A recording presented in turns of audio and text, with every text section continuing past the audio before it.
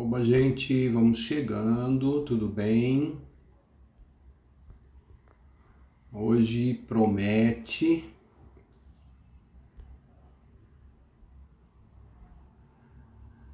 Tudo em ordem.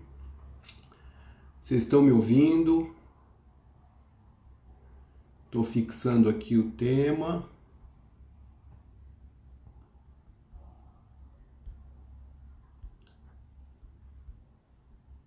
Esperando um pouquinho a nossa convidada.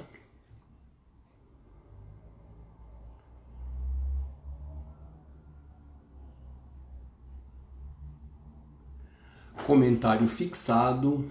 Oi, Kelly, tudo bem? Kelly Coca, enfermeira. Fizemos lives juntos da semana de introdução, foi de aleitamento, né? Falamos de laser terapia. Olha que... Bom, essa semana foi assim. Olá, tudo bem? Tudo bem, tudo em ordem? Sim, você está travando um pouquinho. Está me ouvindo bem? Beleza. Tô te ouvindo bem. Thiago, tá me ouvindo bem? Mais ou menos. Agora Tô ouvindo mais ou menos? Tá melhor? Eu tô te ouvindo bem. Agora tá bom. Tá bom. Tá, agora tá ótimo. Então, o que aconteceu essa semana? Essa semana eu resolvi repostar de manhã um post que uma pediatra, há muito tempo, e resolveu postar essa semana por algumas razões, e eu quase não fiz mais nada o dia inteiro a não ser responder esse post que foi colocado. Porque é um post com uma temática que realmente vai causar uma série de polêmicas, porque parece que pediatra é sempre aquele cara chato que não pode isso, não pode aquilo, a gente só fala que não pode. E, na realidade, nós estamos preocupados com a saúde das crianças e a nossa principal missão é prevenir. Lógico que a gente vai tratar uma série de quadros, vai não conseguir tratar outros, porém, a gente tem que realmente pensar naquilo que é mais importante dentro da pediatria, que é sempre a prevenção. A gente fala assim de aleitamento materno, a gente fala assim de vacinação. E aí o post era a respeito de pipoca. Pipoca pode, porque nutricionalmente a gente vê muita gente recomendando a pipoca. E aí começaram a aparecer e pipoca, e amendoim, e milho. Falei, quer saber, vamos fazer uma live e a gente vai conversar. Então eu queria apresentar a doutora Maíra Luz, que é pediatra, é pneumopediatra. Obrigado por ter aceito o convite para estar aqui com a gente. E vamos conversar um montão aqui hoje à tarde, tá? Eu que agradeço, doutor Moisés. É uma alegria estar aqui com você. Fiquei muito honrada de ser convidada e eu acho que é um tema que a gente tem tanta pergunta que a ideia da live é muito legal. E eu fico muito feliz porque é um tema que eu falo há muito tempo assim com as pessoas e as pessoas até escondem de mim que comem pipoca. E eu ganhei agora um aliado para falar e amplificar esse discurso. Eu fiquei muito contente. Muito obrigada. Imagina. Bom, então, talvez assim, a gente devesse começar a falar um pouquinho sobre como... Ih, olha lá, o Eugênio veio, tá? Ó, o Eugênio tá aí também. É um querido. Tá mandando oi pra gente, isso. Aliás, ele, o Felipe, parabéns pela nenê, né? Que foram protagonistas dessas questões que geraram também essa live da gente. Seria interessante a gente explicar um pouquinho a respeito de fisiologia e de como que é a árvore respiratória de um bebê e de uma criança comparada com a do adulto. O que você acha? Começar por aí? Travou aí um pouquinho. Travou um pouquinho, mas você estava falando da diferença entre a criança e o adulto na sua fisiologia. Joia. É assim, ó, a criança, é muito importante a gente lembrar, assim, as pessoas elas têm a sensação de que porque a criança começa a falar, porque a criança começa a fazer alguns melhores movimentos de mastigação, que ela já tem um desenvolvimento tanto de deglutição quanto o desenvolvimento respiratório igual ao de um adulto, e não é verdade. A criança demora muito para atingir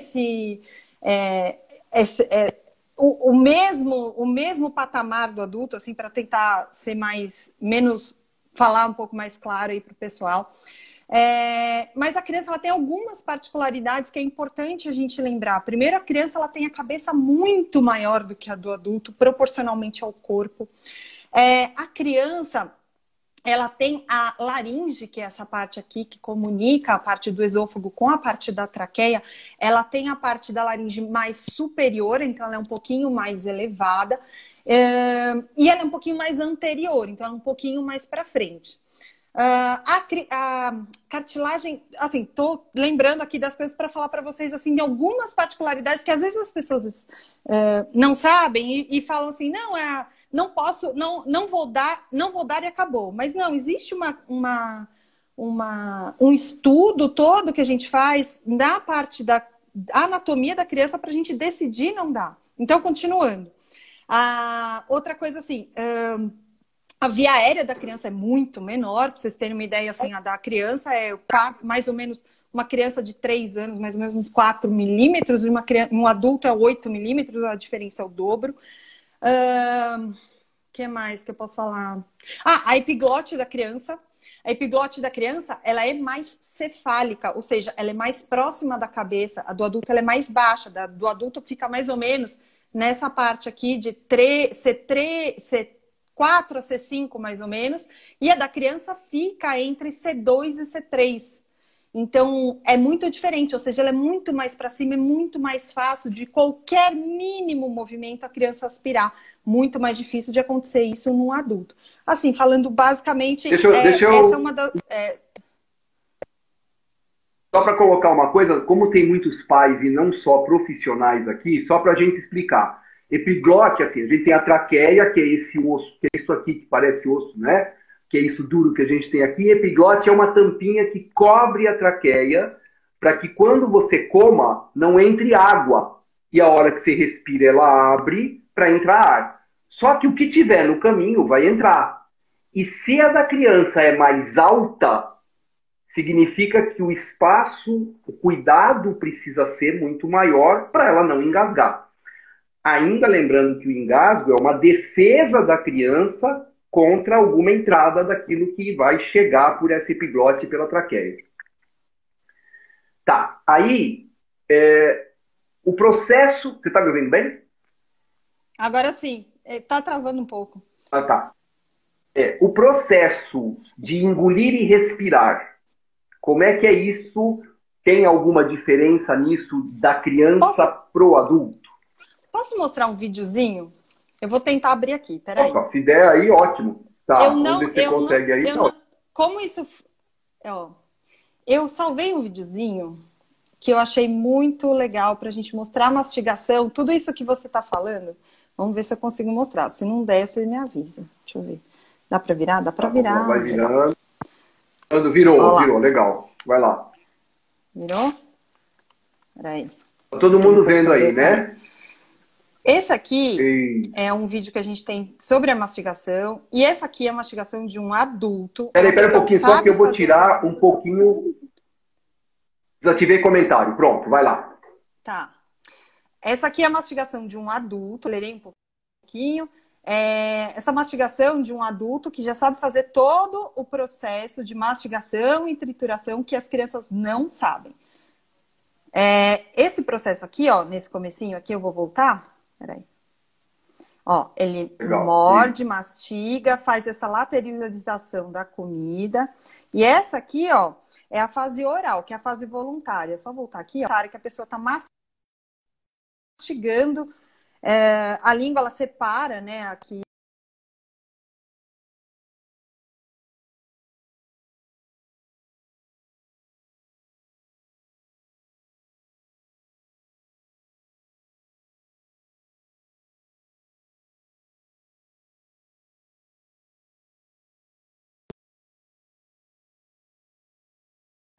Dá para ver? Tá dando para ver, Moisés?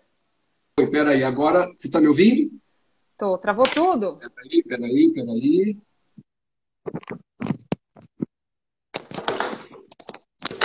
Pronto, tá me ouvindo? Agora dá para me ouvir? Não. Ixi. Oi, pronto. Tá me ouvindo? Agora volta tudo, tá? Agora sim, agora a gente está ouvindo. Agora vamos lá. Isso. Tá, eu vou mostrar de novo, acho que eu vou mostrar pelo mouse, dá para ver melhor. Bom, ó, Tá. essa aqui é um processo de mastigação e deglutição de um adulto, tá? Não é uma criança. Isso é para a gente entender o que a criança deve fazer e como é complexo esse processo. Então, vamos lá. Tá. A pessoa está mastigando essa fase oral, né, que é a fase voluntária. Então, ó, tem a lateralização da comida, coloca de um lado, coloca de outro, separa o bolo alimentar e deglute, tá? Aqui, a pessoa foi cortada de lado, só para o pessoal entender em casa, tá? A pessoa, como se tivesse passado um corte aqui, a gente está olhando a pessoa de lado. Então, aqui tá a língua, aqui tá a boca, tá bom? Aí, o que acontece? Existem aqui estímulos que a gente chama de estímulos táteis, né? Que a pessoa inicia aqui o processo da deglutição. E aí, aqui, o bolo alimentar, que é a comida, né? O que a gente comeu, ele vai descer para essa região e nessa região ele começa a fazer a fase que a gente chama de faríngea, né? E aí o que acontece? A gente fecha primeiro aqui embaixo, que são essas cordas vocais, e depois a gente fecha a epiglote. E a gente fecha totalmente a entrada para ir para pulmão, não vai para pulmão. O corpo é muito inteligente, o corpo é esperto, o corpo não manda para o pulmão. O corpo tem todo um mecanismo para não mandar para o pulmão. E aí ele fecha aqui, ó. Vamos soltar para a gente ver como é que é o certo, né? Como que tem que acontecer. Deixa eu tirar isso daqui. Aí, ó lá. Fechou, passa bonitinho para lá, tá? É assim que a gente engole. Levanta a laringe, vai pro esôfago, enfim. Deixa eu voltar para mim aqui. Basicamente então, é isso aí. Isso que você falou é legal, porque na hora é assim. Aí, logo depois que ele engole, abre de novo para respirar. A epiglote respira. Isso. Então, naquele momento que passou aquele bolo, a comida passou, o que vem a seguir deve ser ar para a criança engolir respirar esse ar, enquanto ela está mastigando, a hora que ela vai deglutir de novo, o adulto, né, tanto faz, aí a epiglote fecha de novo a traqueia para tudo passar. Isso precisa ser super coordenado. Isso. Eu gosto de explicar isso quando eu explico para os meus pacientes. Eu gosto de explicar assim, ó. E dá para todo mundo fazer isso em casa. Engole saliva. Quando a gente engole saliva, vamos fazer todo mundo em casa. A gente engole. A gente fez totalmente esse processo, meio que sem perceber, mas a hora que a gente para pensar, a gente percebe a respiração na sequência, que vem a respiração na sequência e que a gente trava a respiração para a gente conseguir engolir. É isso aí. Beleza. Agora, olha só. Vamos dar mais um dado para as pessoas, para eles pensarem. Qual a frequência respiratória normal do adulto e qual a frequência respiratória normal da criança? Olha, é assim, o que faz muita diferença para a gente saber da frequência respiratória do adulto e a frequência respiratória da criança faz diferença também para a gente saber que a frequência respiratória da criança... Eu tô tentando abrir um vídeo aqui para mostrar para você a frequência respiratória, que é bem legal. Me dá um segundo aqui que eu vou abrir para você. Mas vai falando enquanto isso. Vai enrolando aí. Isso. Uma frequência... acho que abriu. Uma frequência respiratória de adulto, mais ou menos, uns 18 incursões por minuto, mais ou menos, e uma criança até... Se a gente esperar uma criança de 1 ano, a criança de 1 ano vai até 50, mais ou menos, aí abriu. E uma criança de 5 anos vai a 30, 40, mais ou menos, tá? Você me avisa a hora que você for mostrar o vídeo, que aí eu tiro os comentários e depois eu reativo o comentário. Vou mostrar, vamos lá. Então vamos lá. Peraí, tirei, pronto, vai lá, manda lá. Aqui, ó. Ai, sumiu, apareceu, pronto. Ele sumiu. Peraí, gente, um minuto. Esse que eu quero mostrar para vocês, ele mostra exatamente como que é a frequência respiratória da criançada. Perdi. Bom. Peraí. Quando você achar de novo, vai ver, tudo bem. Enquanto isso eu vou falando aqui, ó. É assim, imagina então, um adulto respira 18 vezes por minuto. uma criança pode chegar a 40 vezes por minuto. Então, esse processo que a Maíra explicou no primeiro vídeo, na criança acontece quase 3 vezes mais rápida, ou pelo menos 2 vezes mais rápido, numa distribuição anatômica diferente. Então, o cuidado, quando eu vou falar com mãe na fase da introdução alimentar, uma das orientações que eu dou para elas é assim, olha, você está sentada na frente do seu bebê para dar comida. Do seu lado direito, um incêndio. Do seu lado esquerdo, um tsunami. Você não olha para o lado. Porque um segundo que você olhar para o lado, pode acontecer tudo. Porque se a gente imaginar, vamos colocar essa conta, 40 vezes por minuto significa que esse bebê respira uma vez a cada 1,5 segundo. Isso, é isso. Achou? Consegui, ó. Então, aqui, pera lá, vamos lá. Essa respiração aqui é uma respiração de um adulto, tá bom? 18 mais ou menos incursões por minuto. Esse aqui é de uma criança de 1 a sei lá, 4 anos. Tá. Este aqui é um bebê que está em introdução alimentar. Olha a diferença. Vamos voltar lá para o adulto? Volta lá. Adulto. Ó a criança.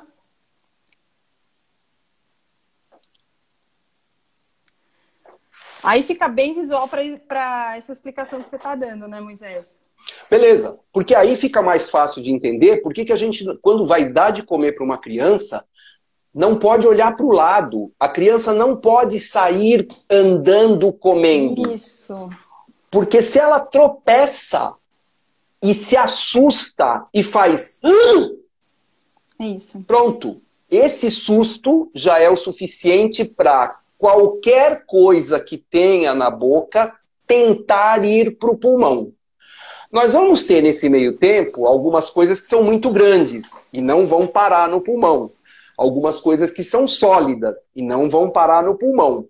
Mas algumas coisas pequenas e algumas coisas mais moles podem chegar no pulmão, e é isso que a gente vai conversar agora. E mais importante, né? Vale lembrar sempre assim. Nosso corpo é feito de uma forma onde existem algumas coisas que podem estar em algum lugar e outras não. Se você colocar dentro da sua orelha, por dentro, tá? Por dentro do tímpano, entrar na sua orelha ar, nada vai acontecer.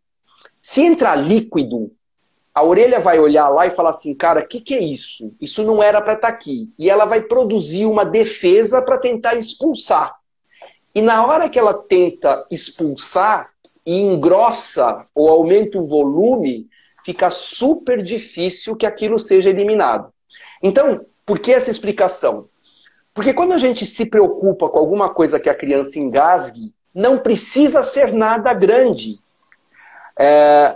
Qualquer coisinha pequena que entre na árvore respiratória que não seja ar, a parte respiratória vai produzir um muco, vai produzir secreção e a reação desta entrada pode trazer consequências. Então, por exemplo, a gente fala do amendoim, não precisa engolir o amendoim. Pode engolir a casca do amendoim. Se a casca do amendoim chegar, o que acontece quando a gente engole errado um grão de arroz? Tosse, tosse, tosse, tosse, tosse, tosse para jogar aquilo para fora. Nós, normalmente, conseguimos. E a criança, lembrando, né? 0,8 milímetros para 0,4. É metade. Então, lembra de terra de gigantes, né? Terra de gigantes é isso, é você pegar um tiquinho de nada. E aí vem a pergunta, né? E aí a gente vai responder de todos eles, tá? Vale para cada um deles, você vai ter trabalho para fazer cardápio agora. Mas é assim, ó. Vamos lá. Vamos começar pela questão da pipoca. Pipoca. Quais são os riscos de uma criança... Olha, não vou colocar aqui a questão nutricional em jogo, porque a gente acha que, por exemplo, tudo isso que a gente vai falar aqui, amendoim, pipoca, enfim, um monte de outras coisas aqui, poderiam ser substituídos por alimentação saudável. Vamos falar a respeito de o que acontece com a pipoca. Tá, é assim, o grande problema da pipoca é que a pipoca ela ainda é conhecida como um alimento infantil. A gente vai no circo, na frente tem o quê? O caminhão da pipoca. O caminhão não, o carrinho da pipoca. Na frente da escola tem o quê? O carrinho da pipoca, o pipoqueiro lá. As crianças, elas têm... As pessoas têm a sensação de que é um alimento infantil seguro, que depois de um ano toda criança pode comer, e não é. Por quê? A pipoca, ela tem eu tenho várias questões com a pipoca, a gente tem várias questões com a pipoca que são as seguintes. Primeiro, a pipoca, vamos falar que as pessoas... primeira coisa, nem toda pipoca estoura. Sempre pode sobrar aquele milhozinho, que o povo chama de piruá, que é aquele milho que não estourou. Esse milho que não estourou, ele não consegue de jeito nenhum ser triturado. A não ser que a pessoa tenha, assim, um dente super forte, que não é o caso de ninguém, de nenhuma criança. Mas mesmo assim, quando a gente tenta, nós adultos, quando nós tentamos morder aquilo, é muito difícil, a gente acaba colocando para fora. A criança não tenta morder aquilo, ela engole. Dependendo de como ela engole aquilo lá, aquilo vai direto, assim, ele desce que vai direto pelaquela outra estrutura, que a estrutura da traqueia pode ir para pulmão. E aí, este risco é o risco de aspiração. Então, é o risco daquele milhozinho entrar e ir lá para o pulmão e a criança aspirar. Vale uma coisa para explicar, né? Então, assim, a traqueia tem um calibre. Conforme vai descendo da traqueia, ela se divide em 2 brônquios menores. E cada brônquio vai se dividindo em bronquíolos menores que vão chegar nos alvéolos pequenininhos. Então, você imagina, você está na 9 de julho, 4 pistas, você chega no túnel. É ali que congestiona. Não passam 4 filas de carro no túnel da 9 de julho. Passam 2. Então, dependendo do tamanho daquilo que descer, vai ser aquilo que vai entupir. Se entupir lá embaixo, na pontinha, é um tipo de problema. Se entupir mais para cima, é um tipo de problema muito maior, né? Isso. Desculpa, continua. Imagina. Ó, essa explicação é ótima, porque assim, a primeira questão da pipoca é a aspiração. Tem duas razões para a gente não dar a pipoca para a criança. Uma é aspiração, ou seja, ela mastiga errado, sobra milhozinho, sobra casquinha de milho e a criança aspira, ou seja, vai aquilo para o caninho, que é o brônquio, é o caninho que leva o ar até o pulmão, para ficar fácil. O caninho que vai descendo, que nem você explicou aí, divididinho, ele é grande, igual que quando o povo desenha a árvore, né? Que é grandão e vai ramificando, são vários raminhos pequenininhos, até uma hora vai entupir. Uma hora isso aí vai chegar num lugar que vai entupir. Quanto menor o local, menor a tragédia. Quanto maior o local, maior a tragédia. Ou seja, quanto maior o brônquio e maior o fechamento, maior a tragédia. Mas aí as tragédias podem ser várias. Essa primeira que eu tô falando é a aspiração, ou seja, um corpo estranho, que é esse o nome técnico que a gente usa, um corpo estranho, ou seja, algo que não tem que estar lá, o pulmão não foi preparado para receber alimento, o pulmão ele é preparado para receber outras coisas, mas não alimento. Então, quando chega alguma coisa que não é próprio dele, a gente chama de corpo estranho. Então, chegou lá um amendoim, não, desculpa, o piruá, o milhozinho da pipoca, que entupiu lá algum caninho e aí atrapalha nessa região aspirar. Esse é um primeiro risco e isso é super comum, a gente acha que não é comum, mas isso é muito comum. Às vezes é bem difícil de fazer o diagnóstico, porque depende da parte do pulmão que pegou, demora para a gente fazer o diagnóstico. Se for uma parte pequena, demora muito para a gente entender que realmente foi isso. Passa por muitos médicos até realmente fazer o diagnóstico. Se for um pouco maior a região acometida, a criança tem que ir para emergência, faz cianose, etc. Agora, existe um outro risco que é muito mais grave sobre a pipoca, que é o risco de engasgo. O risco de engasgo, ele está ligado ao formato da pipoca. E é isso que as pessoas às vezes esquecem. A criança, ela não tritura bem o alimento até aproximadamente uns 5 anos de idade.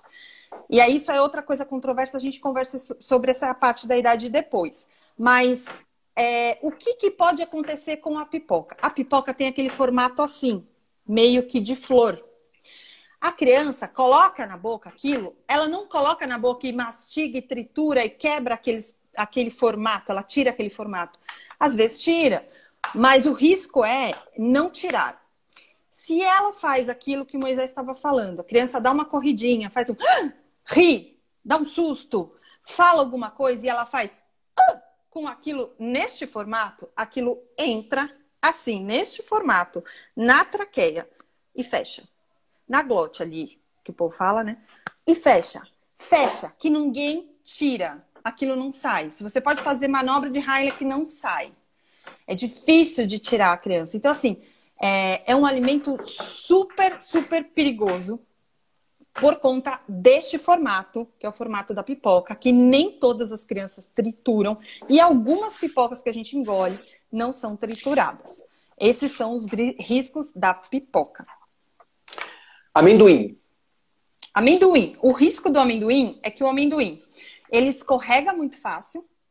O amendoim, ele tem um formato que é um formato com ponta a ponta e ele é circular. Então, ele escorrega muito fácil. Então, quando ele está na língua, a gente está lateralizando ele, muitas vezes ele não passa pelo processo de mastigação e a gente engole ele inteiro. Várias vezes a gente engole ele inteiro. E correndo o risco da gente engolir ele inteiro, ele corre o risco de, da mesma forma que a gente falou, até pela criança estar com a parte da traqueia mais elevada, da laringe mais elevada, enfim, ele corre o risco de entupir. Por quê? Ele tem o diâmetro igual, dependendo do amendoim, claro, mas a maioria dos amendoins, eles têm mais ou menos o mesmo tamanho. Ele tem o diâmetro igual a parte que fecha, a parte da cricoide ali que fecha. E a criança não consegue respirar, aquilo entope, não sai. A criança não consegue inspirar mais. Ela tenta e não consegue inspirar. Milho. Milho, assim, o milho ele é bem controverso, tá? A questão do milho, assim, é a questão do preparo do milho. O milho tem que estar muito, muito bem. A criança pode comer milho, desde que seja, supervisionada. Aliás, a criança nunca pode comer, como você falou, nunca pode comer sem supervisão. A criança tem que ser supervisionada. Segunda coisa, o milho tem que estar muito bem cozido, tem que estar muito bem cozido, tem que estar mole. Quando o negócio está molinho, fácil, ele saiu daquele risco de aspiração, daquele formato que pode aspirar e fechar ali a respiração da criança, a criança pode comer normalmente. Uma recomendação que a gente sempre faz é cortar o milho no meio. Então, por exemplo, aquele negócio de comer o sabugo, pega a fila, mas corta direitinho. Você decidiu dar, se você optou por dar o milho, vamos dar com muita segurança. Então, assim, não é para cortar o milho. Não, é cortar o milho direitinho, ver se cortou direitinho, pega uma faca boa, corta direitinho e dá para dar, não tem problema nenhum. Mas o milho inteiro, aquele milho que a gente pega aquele milho da praia, que pega já cortado, não, recomendo. Não, tá. Feijão. Feijão pode. O feijão, ele se desfaz. Então precisa estar bem cozido. Bem cozido, sempre bem cozido. Nada ao dente. Um negócio que eu fiquei sabendo, eu ouvi, você já ouviu isso muito, explica o que é para quem não sabe, pipoca de sagu. Então, a pipoca de sagu é uma coisa nova que o povo inventou para a criança poder ter o lúdico da pipoca, né? O lúdico do snack, né? De ficar comendo snack. É aquele sagu, o velho sagu que a gente comia quando eu comi muito, minha mãe fez muito sagu para mim quando eu era pequena. É o mesmo sagu, só que ele é estourado como forma de pipoca. Por que pode a pipoca de sagu, né? Porque ela se desfaz na boca. Então, assim, o raciocínio ele sai daquele formato arriscado.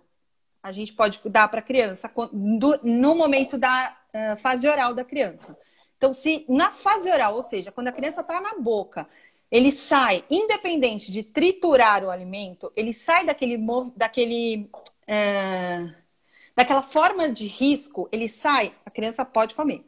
Ele não sai, a criança não pode comer. Então vamos pensar, uva inteira. Quando a criança coloca na boca... Eu ia chegar nela. A gente consegue, com certeza, que a criança tire daquele... A hora que ela coloca na boca, quando o alimento encontra com a saliva, só de encontrar com a saliva, independente de triturar o alimento, a gente tem certeza que a criança consegue, que aquele alimento, ele se dissolve? Não, ele não se dissolve. Então pronto, não pode dar inteiro. Como que a gente faz? A gente parte assim, né, longitudinalmente, para tirar o formato, aquele formato redondo. Quer ver? Tinha uma caneta aqui, ó. Por exemplo, a gente tem que tirar esse formato redondo. Se a gente conseguir tirar o formato redondo, tá tudo bem. Eu gosto de cortar sempre transversal. Isso vale para uva, para tomatinho cereja, para salsicha. Claro, que nem você está falando, independente da questão nutricional. Isso, tá. Independente da questão nutricional, não é para dar. Inclusive, a gente tem uma lei, que é a lei do Lucas, que acho que é de 2019, se eu não me engano, não tenho certeza. Que a mãe, não sei se você conhece a história da mãe do Lucas, que a mãe do Lucas, o Lucas foi um menino de 10 anos que perdeu a vida por causa de um engasgo com salsicha, ele estava comendo hot dog no passeio da escola, e a mãe dele é uma ativista para ensinar, para que as escolas saibam a fazer as manobras de retirar a criança de engasgo. E o engasgo que aconteceu com o menino Lucas foi um engasgo com salsicha e o menino Lucas tinha 10 anos. Do tomate vai também para a goiaba a questão das sementes. A sementinha da goiaba, a sementinha do tomate. A sementinha da goiaba, ela não é... Olha, eu vou te falar, eu não conheço nenhum caso de aspiração e assim, é uma coisa que eu estudo bastante, assim, eu leio bastante, eu não conheço nenhum caso relatado de aspiração de semente de goiaba. Semente que a gente tem é aquela semente mais parecida com a semente com o amendoim. Então, por exemplo, a semente de laranja acontece bastante. Mexerica, laranja. Mexerica acontece bastante. Essas sementes, sim. Quando eu falo sementes, até no post todo mundo acabou repercutindo demais isso, quando eu falo sementes, eu tô falando daquela semente assim, semente de girassol, nuts, tudo que é nuts. Então, assim, uma castanha a criança não consegue triturar a ponto de conseguir que aquilo fique seguro para que ela engula sem o risco de aspirar. Beleza. A Kelly tá aí também, tá? Manda, né? Oi, Kelly, beleza? Oi. Pediatria Descomplicada também tá aí. Desativado, eu não consigo ver. Pois é, eu deixei só pra mim. Você tem que só então tá bom, prestar super atenção. exclusivo. Não sei. Ó, de novo, vale a mesma coisa, não é questão nutricional. Isso. Bala. Bom, bala é assim, ó. É importante a gente pensar no formato das coisas. Se a gente colocar, assim, quando a gente entende o funcional do negócio, fica fácil da gente selecionar os alimentos. A gente precisa pensar, o que o alimento precisa? O alimento precisa, dissolver na boca, independente da criança triturar ou não. Se ele consegue dissolver a ponto da criança tirar um formato de risco de engasgo, tá tudo bem, a criança pode comer. Se o alimento que você dá, as pessoas não conseguem fazer isso, você também vai lembrar da época, eu também sou da época da bala soft, independente, você colocava na boca, aquilo lá morria, né? Não tinha como, porque você coloca na boca, ela não se desfaz. Então, aquelas balas molinhas, tipo Sete Belo, essas balas assim, elas começam a se dissolver, a criança consegue mastigar, é fácil de mastigar. Sim. Só tem um problema, as balas Sete Belo te arranca tudo que é obturação de dente, não engasga, mas o dente vai embora, né? Pois é, tá. Bom, vou pegar agora num tema que ele é complicado, a gente precisava de uma live só para isso, nós ainda vamos fazer uma live assim, juntando 3 ou 4, mas não vai ser aqui, vai ser no YouTube, porque aqui não dá para fazer. Fala um pouquinho a respeito disso em relação do BLW e a questão da diferença do engasgo, do gagging, da aspiração para pneumo, qual é a ideia do BLW, pneumo pediátrico? Tá. A gente da pneumopediatria está começando... O BLW é uma coisa super nova para a gente no Brasil.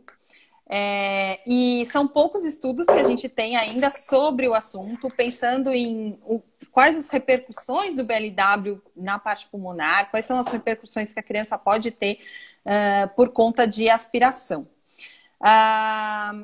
Mas o pessoal da Bronco lá do HC tem feito um trabalho bem legal, que deve sair em breve aí, eu estou dando um super spoiler para vocês. Opa! Bom. Falando sobre o BLW, alguns riscos e que algumas crianças têm tido aspirações complicadas com alimentos, assim, porque antes de um ano a frequência respiratória da criança é muito maior, o risco de aspiração é muito maior, e o BLW não tem sido tão bem feito e tão bem supervisionado. Muitas pessoas entendem o BLW como deixar a criança comer sozinha. Ai, que bom, ela pode comer sozinha, que ótimo, larga lá e a criança come. E a gente tem um pouco ligado com relação a isso. Mas a gente ainda não enxerga o BLW como uma forma segura de ter certeza que a criança não vai aspirar. Por enquanto, hoje, dia 20, Maíra, ser que amanhã... Explica um pouquinho o BLW, porque tem 2 ou 3 pessoas aqui, de novo, né? Como não são todos, tem pai, enfim. O BLW, qual é a ideia básica do BLW? A ideia do BLW é a criança direcionar, ela direcionar a alimentação. Ela decide como que ela vai comer. A gente faz sempre cortes seguros, todos os cortes são bem pensados, assim. Então, todas as pessoas que decidem fazer o BLW, que é a alimentação a partir da decisão da criança qual o alimento que ela vai comer, qual que ela não vai comer. A gente entrega várias qualidades de alimento e ela vai decidindo, e ela decide quando que ela coloca, como que ela coloca, ela aprende mastigação, assim, uma live para muito tempo. Mas, basicamente, é isso daí para o pessoal que não sabe o que é o BLW. Mas o BLW, ele tem formas seguras de serem feitas e nem todo mundo faz essa forma segura, e então esse é a nossa questão ainda com o BLW. Tá. Bom, agora você estava falando uma coisa legal a respeito das idades. Vamos lá. Conta das idades. O que acontece? O tamanho da criança, ele varia muito conforme a idade. Claro, a gente sabe isso, a gente sabe pelas roupas que a gente compra, tamanho 1, tamanho 2, tamanho 3, a gente sabe. E a gente não valoriza isso quando a gente fala de via aérea. A gente às vezes esquece. Mas para as pessoas aí que estão assistindo a gente terem uma noção, quando uma criança precisa de intubação, a gente tem uma conta para fazer a partir da idade da criança para decidir qual é o tubo que a gente vai colocar na criança. A gente não tem um tubo... Explica, de novo, aqui é assim, explica intubação. Intubação agora está muito na moda por conta da história do Covid, mas vamos lá. Quando a criança não consegue respirar de alguma forma sozinha, ela precisa de ajuda de um aparelho para que ela respire, a gente precisa colocar um caninho para levar esse aparelho até o pulmãozinho dela. Esse caninho é o tubo que a gente coloca. E o tubo que a gente coloca, que é como se fosse um canudinho, ele tem vários calibres. Ele tem vários tamanhos. Onde que ele é colocado? Ele é colocado... Lembra lá do teu lá naquela parte anterior, um pouquinho anterior. Então ele é um pouquinho mais para frente. Então ele é na parte da traqueia, que é a parte que a criança aspira. Me perdi. Era onde é colocado o tubo e o calibre dele, a conta que você faz. Isso, lembrei que eu estava falando. O calibre da... Então, assim, o que acontece? O tamanho que a gente coloca, vamos pensar, por exemplo, quando você pede um suco num restaurante, você pede um suco, vem um tamanho de um canudo. Quando você pede um milkshake, vem outro tamanho de um canudo. Vamos pensar que o canudo do milkshake é o canudo do adulto e o canudo do suco é o canudo da criança, que é o que a gente usa. Isso dá pra gente ter uma ideia. E aí, este canudo pequenininho, ele pode ter vários tamanhos. Pode ser um pequenininho, um pouquinho menorzinho, um pouquinho menor. E esse tamanho, para a gente decidir qual é a cânula, qual é o tubinho que a gente coloca na criança, a gente faz uma conta a partir da idade da criança. Então, a idade da criança é super importante para a gente. E até mais ou menos os 5 anos de idade, a criança ainda tem um tamanho, um calibre ali na área cricoide, um calibre de via aérea muito pequeno. Aqui, aqui, área cricoide, tá? Avisa, mostra cricoide, né? Porque, né, não é todo mundo conhece as cricoides. Isso. E aí essa região é muito pequena na criança, até os 5 anos ainda é muito pequena. O que acontece aqui no Brasil? A gente ainda não tem uma diretriz falando sobre engasgo, a gente ainda não tem isso muito diretriz na área de pneumologia. Quem sabe um dia a gente consegue. Então, a Sociedade Brasileira de Pediatria tem um comunicado sobre isso, fala sobre isso, e ela fala para as crianças acima de 4 anos que as crianças podem comer pipoca. Todas as outras sociedades internacionais, elas recomendam acima de 5 anos, valorizando este calibre, que foi o calibre que eu falei. Principalmente porque fora do país, a gente tem muitas pessoas comem nuts, até se eu não me engano, é na Espanha, que eles têm uma festa de outono, festa do amendoim, é uma coisa assim. Uma festa de outono, que tem uma festa... Quando chega o outono e eles têm uma festa do amendoim, é nessa festa de amendoim aí que eles veem que acontece muito dos engasgos, e aí eles retrospectivamente encontraram que as crianças até 5 anos tinham muito mais engasgo, então o corte deles é de 5 anos, e o corte internacional é de 5 anos. Então, por isso, a gente usa os 5 anos. Aqui, eu vou falar aqui para vocês, o que a gente tem de experiência lá no Instituto da Criança é que até os 5 anos de idade a gente ainda tem risco. Eu falo do Instituto da Criança porque a gente usa lá a broncoscopia de lá é uma referência. A gente tem excelentes profissionais por lá que já salvaram muitas crianças de engasgo e de aspiração por amendoim. Beleza. E aí veio uma pergunta assim, pipoca de sagu é uma delícia, já pode aos 8 meses, certo? Minha filha adora. Vale lembrar, só para referenciar, que até 2 anos de idade é 0 açúcar. Então, tudo disso que nós estamos falando... Não estamos falando nada de nutrição. Nada de nutrição. Estamos falando a respeito de técnica, da questão do engasgo, tá? E o gagging? O que é chamado do gagging que se fala do BLW? Ele é um reflexo, na verdade, da criança de devolução do alimento diferente do engasgo. O engasgo, a criança não fala, não solta ar, não respira, não chora. A criança não chora. Então, quando a criança estiver engasgada, ela não vai chorar, ela não solta som. E ela está engasgada. O adulto, quando ele está engasgado, eu vou aproveitar para falar, existe um sinal que a gente chama de sinal internacional do engasgo, que a pessoa faz aquele sinal assim, que ela não está conseguindo respirar. Porque ela não vai te falar, não estou conseguindo respirar, você pode me tirar?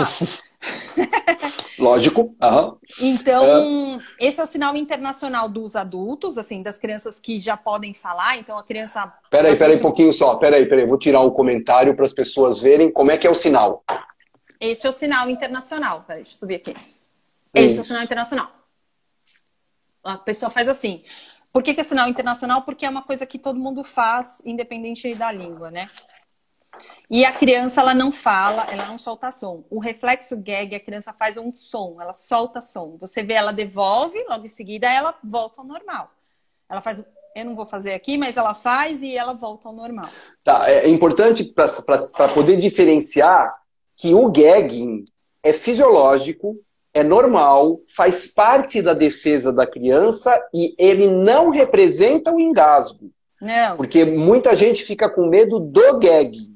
E o gagging não é o problema, é a defesa. Não, é defesa e faz parte da evolução e da introdução alimentar. É importante a criança ter esse reflexo e também não quer dizer que a criança não gostou da comida, já aproveitando para falar. Perfeito, é isso mesmo. Olha, o Luiz Neto fez 2 perguntas. A primeira, que fez algumas, mas só para eu colocar 2, ele perguntou a partir de que idade pode comer pipoca. Então, nós recomendamos 5 anos. 5 anos. Se for pensar, esquece o nutricional. Nós estamos falando, né, da pipoca por ser pipoca, 5 anos. E aí ele fez a seguinte pergunta. Na prática, o que fazer? Então, a primeira coisa que fazer é não dar pipoca. Não dá o amendoim. Corta a uva na metade. Então, corta o tomatinho na metade. Vamos lá, né? Adoro essa parte. Manda. Vamos lá, boa pergunta, gostei. Ó, que a gente tem que fazer? Vamos pensar na vida prática, nossa vida em casa. Até os 5 anos a gente não vai dar pipoca. Por que a gente não vai dar pipoca? Eu até poderia dar pipoca picadinha, triturada. Mas aí você tem certeza que todos os ambientes que a sua filha tiver, ou que o seu filho tiver, vão fazer isso? Ou a sua filha vai entender, eu posso comer pipoca e vai pegar a pipoca e comer de qualquer jeito. Então, o mais seguro é não dar pipoca até a criança aprender a triturar. Essa é a primeira coisa. Então, até os 5 anos a gente não dá pipoca. Quando a gente der a pipoca, a gente vai ensinar a comer pipoca. Pipoca precisa ser ensinada a comer. A gente não dá pipoca, fala assim, feliz aniversário, 5 anos, pô, balde de pipoca. Pipoca. Não. O que a gente tem que fazer? Ensinar como que come pipoca. Então, pipoca, tanto pipoca quanto amendoim. Amendoim eu não dou também eu não gosto de dar antes de 5 anos, tá? Eu seguro até os 8, mas isso não é... Isso é meu, tá? Isso não é... Bom, falando sobre a pipoca. O que a gente faz? A gente ensina a comer a pipoca. Então, assim, olha, filho, é o seguinte, você vai pegar a pipoca, fiz isso na minha casa, tá? Peguei a pipoca, assim, você vai comer a pipoca. A pipoca é assim, primeiro você come. A gente é sempre o exemplo. Então, pega a pipoca, morde a pipoca. Ela não pega a pipoca de bolinho e tudo na boca. Isso é errado. Porque ela vai aprender a comer tudo que é snack dessa forma. Tá errado. É pegar uma pipoca, morder a pipoca, já deu uma triturada, já começou a ficar segura.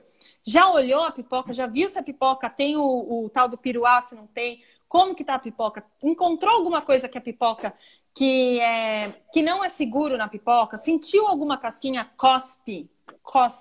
Então, quando a gente dá pipoca para criança, a gente dá um guardanapo para criança junto. Quantas vezes a gente viu as pessoas fazendo isso?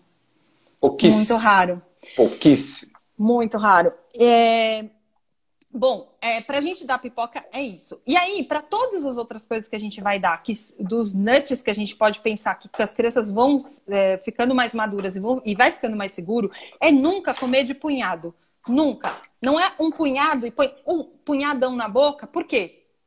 Porque a criança não tritura tudo. Se a gente pegar um punhado de amendoim, a gente não tritura tudo. A gente corre risco de aspirar e é super comum também, viu? Outra coisa também importante é assim, comer pipoca ou amendoim, ou na verdade qualquer coisa, mas especificamente falando sobre isso, porque é o tema da live, é para comer sentado. Não é para comer, por exemplo, eu penso assim, porque ainda mais eu agora que na idade da minha filha, não agora, né, porque agora a gente está em pandemia, mas na idade da minha filha a gente frequenta muita festa infantil. O que eu vejo muito acontecer é a criança pega o saco de pipoca e vai no pula-pula. Não é legal? É bacana, né? Muito legal. Eu tenho uns mini ataque cardíaco. Quase, né?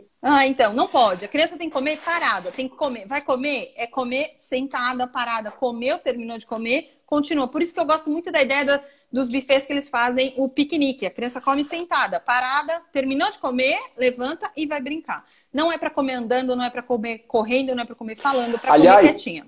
Deixa eu aproveitar, né? Criança vai em festa de aniversário para brincar. Eles não vão para comer.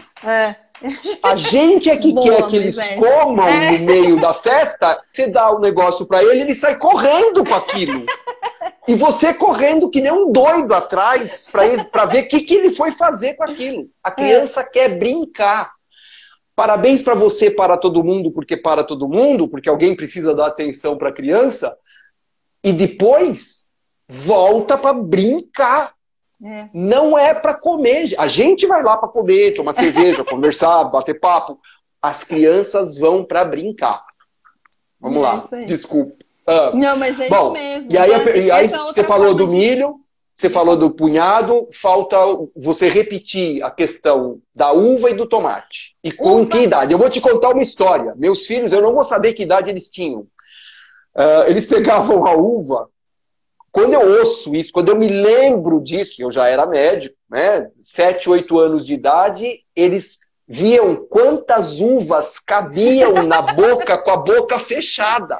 Então, aquilo entrava 18 uvas, Ai, que horror, 20 uvas. Você imagina aquilo, parece um hamster, né? O hamster que faz isso, pega as coisas e guarda aqui.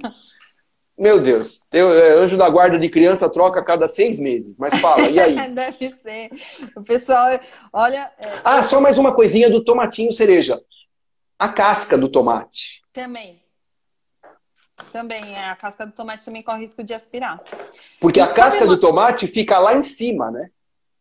Fica. Ela e aí, quando a criança puxa, isso. É tipo uma hóstia, né? Aquela coisa que gruda no céu da boca, né? Eu falo teto da boca para as crianças. Daquilo que você tinha comentado, né? Então aí o que acontece? A comida desce, aí a traqueia abre. E aí cai o tomate.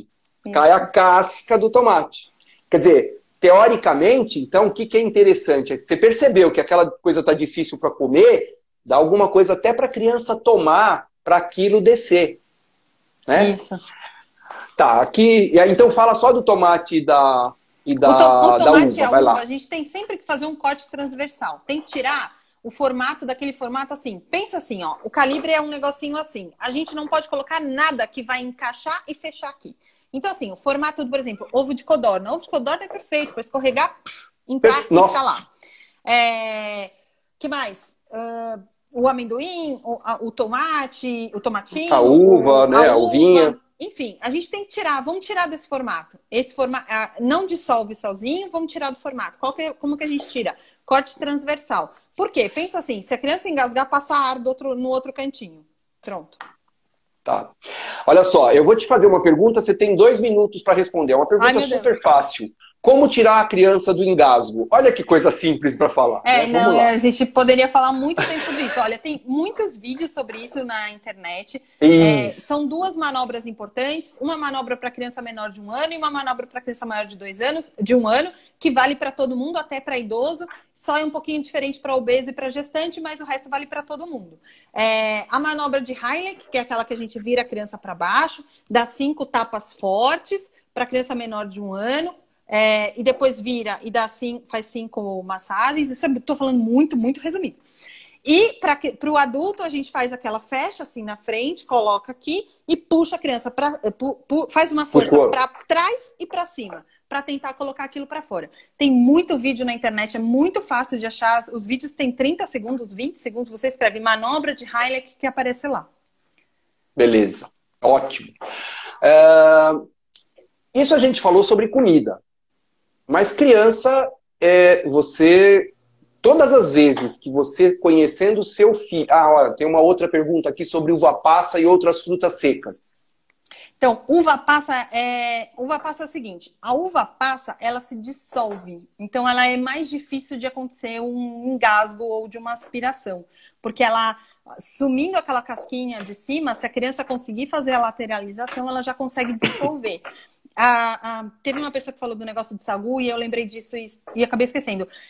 A sua criança de 8 meses, se você precisa observar se ela sabe fazer lateralização do alimento, que é isso que a gente mostrou aqui. Se ela ainda não souber fazer isso, se ela só coloca a língua para cima e empurra o alimento para trás, ela ainda não pode comer essa pipoca, tá bom? Essa de sagu. Essa de sagu. Pelo amor de Deus. O que você me perguntou mais?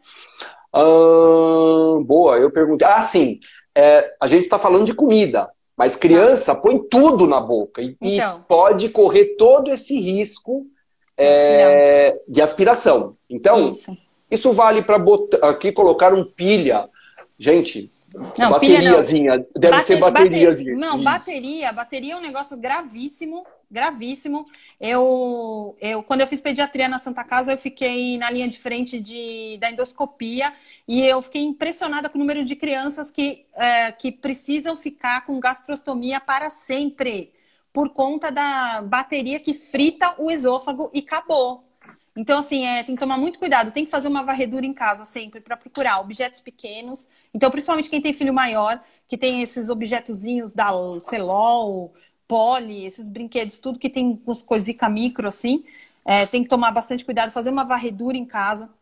Faz uma varredura também para vocês verem se tem bateria exposta. Assim, na casa do meu pai, quando eu expliquei isso daí, o que ele fez? Ele pegou as baterias todas, ele colocou dentro de uma caixa lacrada, escreveu cuidado com as crianças, colocou no armário em cima e trancou.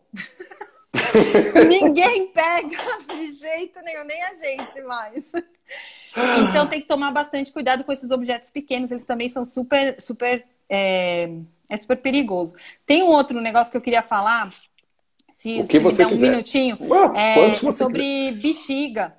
A bexiga, ela é super... Olha só, desde que eu tenho consultório, eu tenho um baleiro, isso faz tempo, e dentro do baleiro tem bexiga.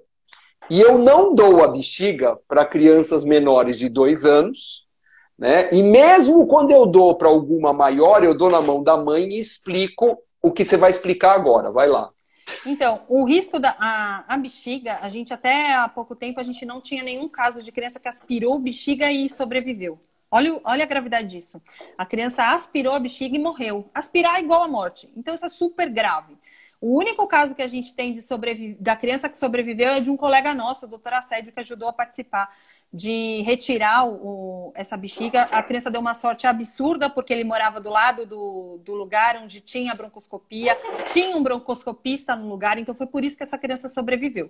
Mas bexiga não pode ficar perto de criança. Se você olhar recomendação de bexiga, se você olhar o saquinho está escrito acima de 8 anos. 8 anos, exatamente. Por quê? Agora, isso, explica o que é o problema da aspiração. Ali, ó, a criança coloca aquilo ali e fica com aquilo soprando e puxando, soprando e puxando. Ela corre o risco de puxar, vedar aquele caninho. Eu não tenho nenhum nada para explicar aqui.